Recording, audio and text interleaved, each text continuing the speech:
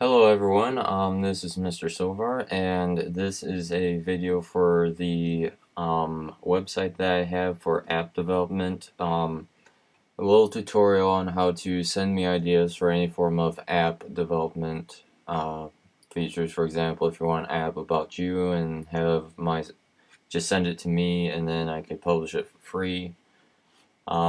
This is how you would basically do it. Or if you wanted it so you would just give me ideas of any sort of app or whatever, I'm going to show you how to do that.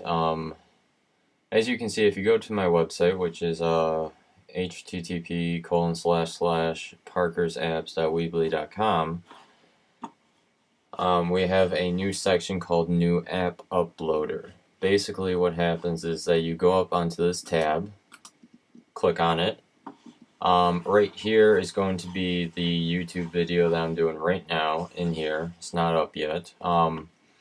But I will basically be saying that I have some limitations and stuff like that. I don't have to accept your app as an idea or anything like that if you do submit it.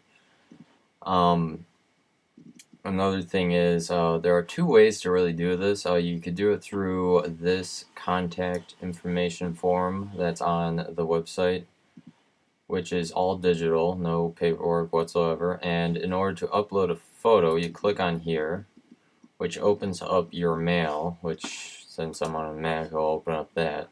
And you basically just send an email to this email address, and it will show up on my iPhone or computer or whatever, and I will see the photos. The photos for the app are both media and design. The design will be how the app will look. Like literally draw a couple screens on the photo and you place where you want your buttons, where you want your joysticks, and what you want your app to look like basically. Now, when I say that, there are some limitations of what I can do or not do. Excuse me. And that is I cannot do 3D graphics. The type of buttons and stuff like that are very limited. I can make custom buttons, which are basically just images that you could press on and it'll go to somewhere or do something. But the type of buttons that I have, let's go into input.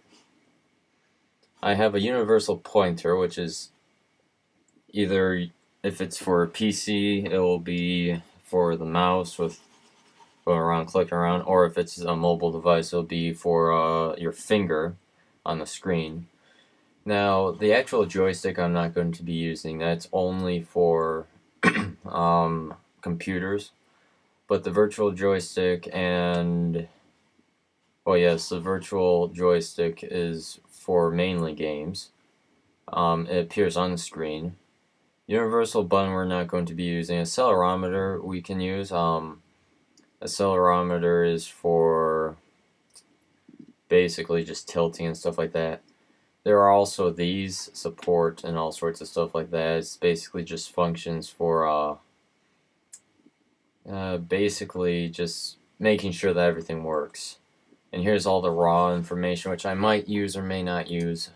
But anyways, the other limitations are I can't do FTP servers.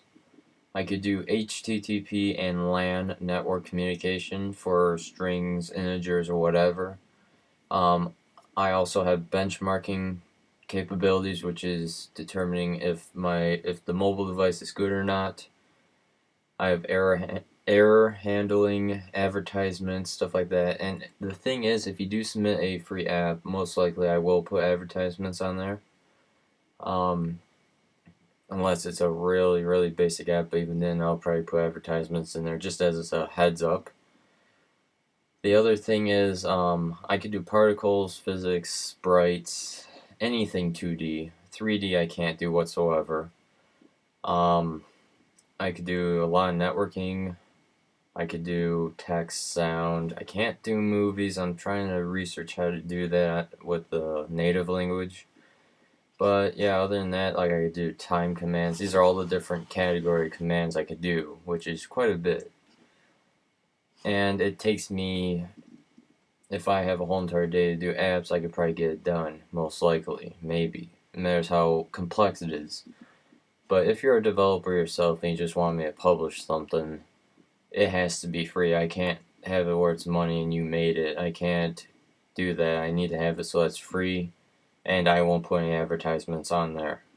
If you just want me to publish your app, it has to be free. If you want me to publish an app that's for money, I can't do that. The other thing is, when you go on here, there's a template document. A template document is for basically drawing what you want your app to look like. They already have pre-sized squares for each screen. There's a title, and they'll even have an example page on top. They'll show you how to do it. That's why I'm not going to show you through this video. But other than that, it's basically the basics of it.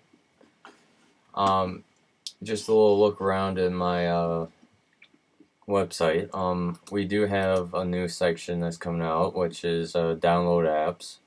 Download apps are for apps that's already been published. I guess I could add a